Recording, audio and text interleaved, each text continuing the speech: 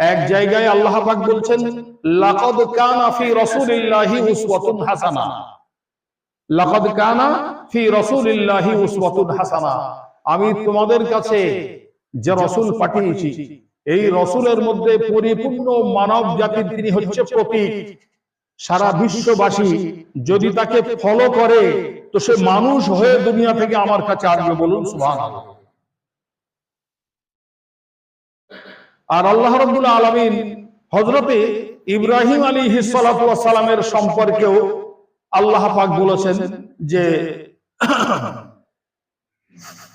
হযরতে ইব্রাহিম আলাইহিস সালাতু ওয়াস সালামের মধ্যে আমি এমন সিরাত এবং এমন হাসানা চরিত্র দান করেছি, সারা বিশ্ব মানব জাতি তাকে যদি ফলো করে তো সেও কামিয়াব এবং পরিপূর্ণ মানুষ রূপে আমার কাছে আসবে, বলুন সুবহানাল্লাহ।